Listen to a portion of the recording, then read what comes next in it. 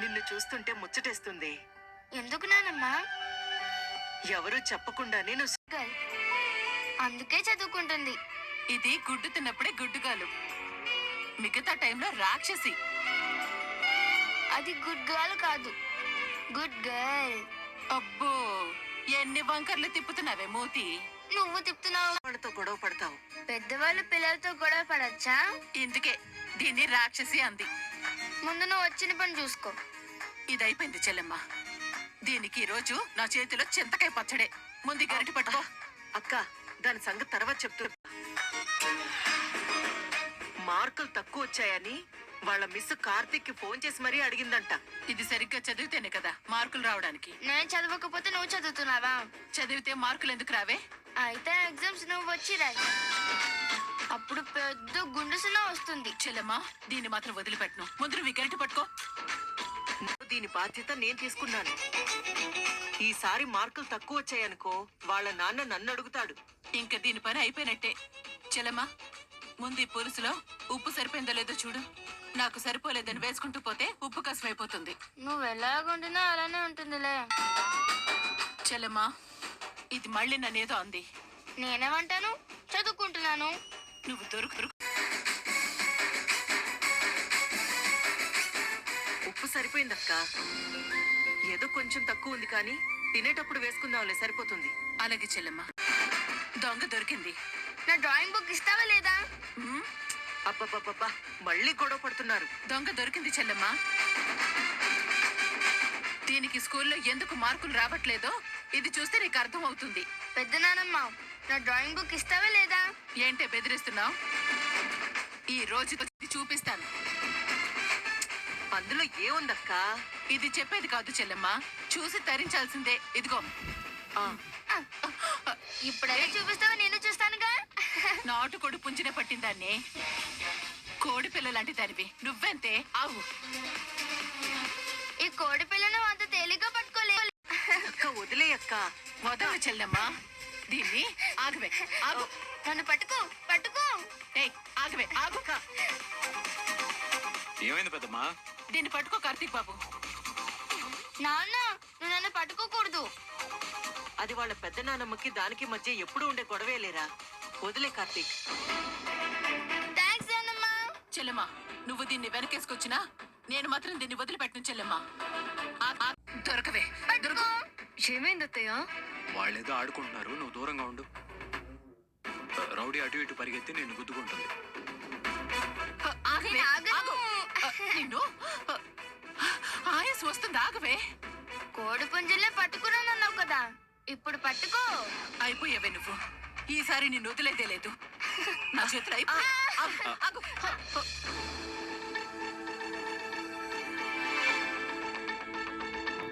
శౌర్య, దేన్నైనా తన్నుకుని పడతావు. నువ్వు పట్టుకున్నావుగా, పడన్లే. అది పెద్ద ముదురమ్మా.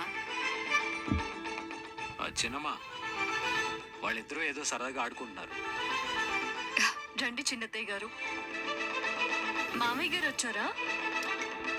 లేదు దీపా, నేనే వచ్చాను. ఈ టైంలో వచ్చావేంటి?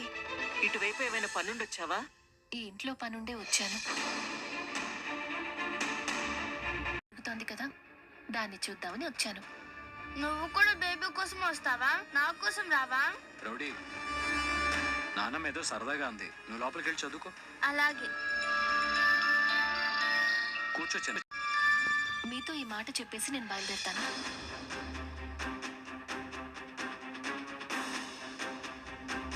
ఏంటి కావేరి? కడుపుతో ఉన్న కోడల్ని వరుసకి అత్తగారై నా ఇంటికి పిలిచి ఏదైనా వండి పెట్టడం ఆనవాయితీ. ఇక్కడ నువ్వు నేను తప్ప దీపకి అత్తగారులు ఎవరున్నారు? అందుకే దీపని కార్తీక్ని రేపు ఉదయం మా ఇంటికి టిఫిన్ చేయటానికి రమ్మందామని వచ్చాను. వాళ్ళిద్దరూ వస్తారులే కావేరి. సరే అక్క, నేను బయలుదేరుతాను. దీపా, రేపు తప్పకుండా రావాలి. చంటిదాన్ని కూడా తీసుకురండి. అది స్కూల్కి వెళ్ళొచ్చానమ్మా, మేమిద్దరం వస్తాంలే. సరే కార్తీక్, ఉంటానక్క. ఏమీ తీసుకోకుండా వెళ్తున్నారేంటి? ఏమీ వద్దు దీపా, మీరైతే రండి, నేను వస్తాను. నువ్వు కూడా మీ పెద్దమ్మ గుడ్డు పులుసు పెట్టింది, రండి భోంచేద్దాం. అత్తనేమనొద్దు. ఎప్పుడేం అడగాలో నాకు తెలుసులే దీపా.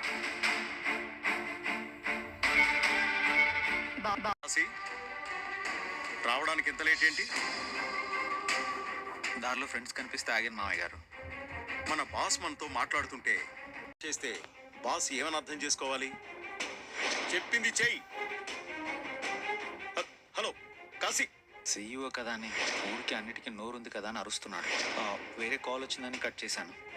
నువ్వు వర్క్ చేస్తుంది నా దగ్గర, నువ్వు అప్పుడు డ్యూటీలో ఉన్నావు. ఆ టైంలో నా కాల్ కంటే ఇంపార్టెంట్ కాల్ నీకేముంటుంది? పి అనేది ఒక చిన్న జాబ్, అదే నా జీవితం కాదు. బాధ్యతగా చేయాలి కదా. నన్ను తీసుకెళ్లి ఫుడ్ ట్రక్ దగ్గర నిలబెడతారని నాకు తెలియదు కదా. అలా నిలబడితేనే బిజినెస్ ఎలా ఉంటుందో నీకు తెలుస్తుంది.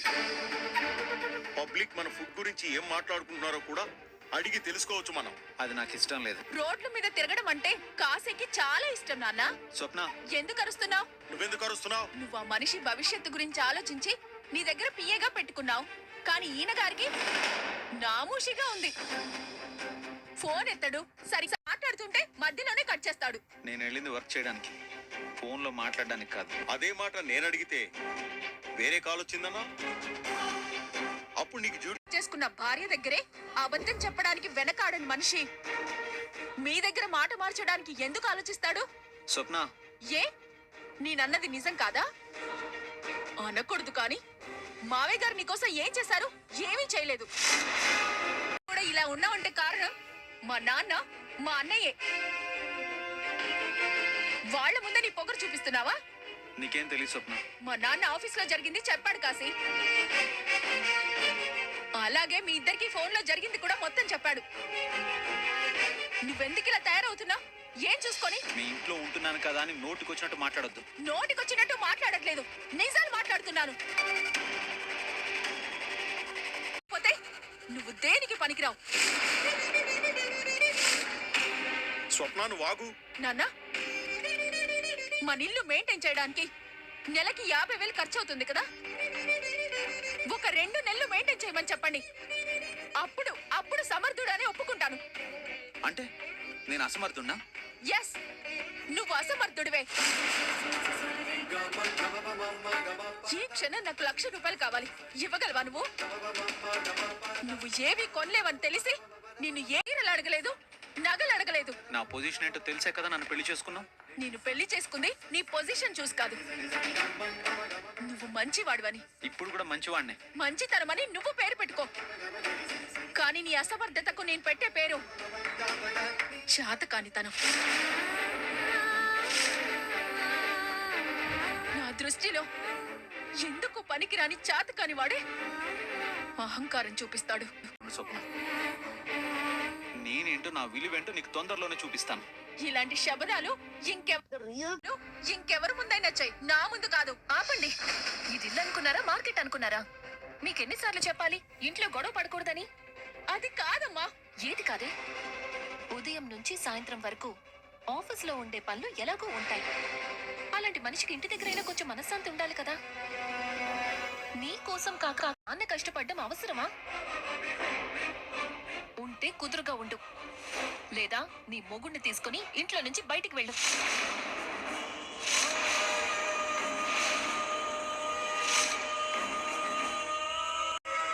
ఎప్పుడో ఎందుకు, ఇప్పుడే పోతాను. కానీ నీ అల్లుడితో కాదు, పోతాను. మాట్లాడుతుంటే నువ్వు కూడా తల్లాగే మాట్లాడతావేంటి? నాకు ఇవ్వలేదండి. నువ్వు కూడా రావాలక్క అని అనేలోపే కార్తీక్ దీప వస్తారని చెప్పింది. కాంచన రానంది సరే, నా కొడుకు ఏం చేస్తున్నాడు? వాడైనా ఏంటి కార్తీక్ బాబు? మార్నింగ్ టిఫిన్ కి ఏమన్నా నానబెట్టావా? లేదు కార్తీక్ బాబు, మీరు మీ నాన్నగారింటికి టిఫిన్ చేయడానికి వెళ్తున్నారంట కదా. నేను చెల్లెమ్మ రేపొద్దున ఉప్మా చేసుకుంటాంలే. ఏం చేసుకోవద్దు. శౌర్యం స్కూల్కి వెళ్తుంది, మా నలుగురం మా నాన్న ఇంటికి వెళ్తున్నాం. అక్కడే టిఫిన్ చేసి మేము మా తాత ఇంటికి వెళ్ళిపోతాం మీరు మధ్యాహ్నం భోజనం కూడా చేసి సాయంత్రం శౌర్య స్కూల్ నుంచి వచ్చే టైంకి ఇంటికి వస్తే చాలు. మీ నాన్నగారింటికి స్కూల్ దగ్గరే కదా బాబు. అలా వెళ్ళి చంటిదాన్ని కూడా అక్కడికే తీసుకెళ్తే రాత్రి భోజనం కూడా అక్కడే చేసేయచ్చు కదా. నువ్వు సూపర్ పెద్దమ్మా, భలే ఐడియా ఇచ్చు. దీప, మన ఈవినింగ్ తాతింటి నుంచి డైరెక్ట్ గా మా నాన్న ఇంటికి వెళ్ళిపోదాం. డైరెక్ట్ గా వెళ్ళకపోతే మీ నాన్నింటి దగ్గర నువ్వు నీ భార్య ఓ 4 రోజులు ఉండి రండి. నాకేం అభ్యంతరం లేదు, కానీ నేను మాత్రం మీతో. చూసావమ్మా, నువ్వు రాననేసరికి వస్తానని ఆశపడ్డ పెద్దమ్మ కూడా రానంటుంది. వస్తానని చెప్పమ్మా. నేను మార్నింగ్ టిఫిన్ చేయడం కూడా మానేశాను రా. ఇంకెందుకు మీతో అక్కడికి రావాలి? సర్లే, రాకపోతే ఒకవేళ మానేసినా కనీసం ఫ్రూట్స్ అయినా తిను. ఒక పూట తినకపోతే ఏం కాదులే. ఆరోగ్యం పాడవుతుంది. మీ అత్తేం సరిగా చూసుకోలేదా అని అమ్మయ్య గారు నన్ను తిడతారు. నిన్నెందుకు తిడతారు? నువ్వు ఇంకా పడుకోలేదా? పడుకుంటే ఇక్కడ ఎందుకుంటాను? ముందు నేను అడిగిన దానికి చెప్పండి. నానమ్మ టిఫిన్ చేయకపోతే తాత నిన్నెందుకు తిడతాడు? నేను టిఫిన్ చేయకపోతే మీ నాన్న నన్ను తిట్టడా? అవును, అది నిజమే కదా. హా, అప్పుడు తాత నిన్ను తిట్టకుండాలంటే మనం ఒక పని చేయాలి. ఏంటది? నానమ్మని తాత దగ్గరికి పంపించేయాలి.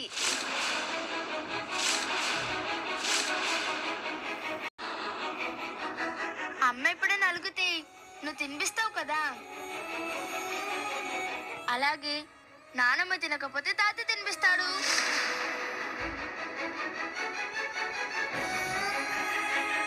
తాత దగ్గరికి పంపించాయి, లేదా తాతనే ఇక్కడికి వచ్చామని. ఇంక చాలా ఆపవే.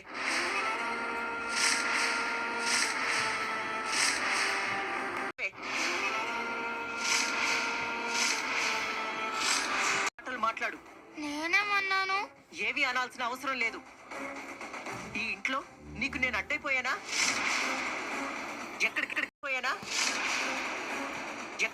ఎక్కడికి నన్ను పంపించేది? అమ్మా, శౌర్య ఏదో తెలియక. అదన్నట్టు లేదురా, ఎవరో అనిపించినట్టే ఉంది. చెల్లెం చంటిదాని మాటల్ని నువ్వు. అక్క, నువ్వు దాన్ని తీసుకుని లోపలికెళ్ళు ప్లీజ్. నా ఆరోగ్యం చెడిపోతే మీ నాన్న దీపం తిడతాడంట. ఎందుకు తిడతాడు? నా ఆరోగ్యానికి మీ నాన్న దీపం తిట్టడానికి సంబంధం ఏంటి? మాట్లాడుతున్న తర్వాత కూడా నాకేమీ అర్థం కాదు అనుకుంటున్నారు కదూ. శౌర్య వచ్చింది, తల్లి మాట కూతురు అందుకుంది. నువ్వు వెంటనే నానమ్మని తాత దగ్గరికి పంపించాయి. నేర్పించిన 4 ముక్కలు చిలకలా పలికింది. అత్తయ్య, మీ పాదాల సాక్షిగా చెప్తున్నాను, నేను శౌర్యకి ఏమీ చెప్పలేదు అత్తయ్య. నువ్వెందుకు ఏడుస్తున్నావు? ఇది చాలా పెద్ద నింద బావా. అత్తయ్యని నేను ఎప్పుడైనా పరాయిదల్లా చూసానా? ఎప్పుడైనా తప్పుగా మాట్లాడానా? కడుపుతో ఉన్న ఆడది ఏడవకూడదే. కడుపుతో లేకపోతే ఏడ్చినా పర్వాలేదా? ముందు నువ్వు ఏడు పాపు. నేనేం తప్పు చేస్తే చెప్పమనండి. నువ్వే తప్పు చేయలేదని దీపతో చెప్పు. అంటే దీప చెప్పమంటే నేను చెప్పాలా? నాకు అనిపించక్కర్లేదా? విన్నావా బావా, నేను తప్పు చేయలేదని అత్తయ్యకి అనిపించడం లేదంటే నేను అనిపించినట్టే కదా. ఎవరు అనిపించారో ఆ భగవంతుడికే తెలియాలి. భగవంతుడి దాకా ఎందుకు పోతున్నారు అత్తయ్య? దీపాన్ని వాగు. నువ్వు ఏడవటం ఆపు.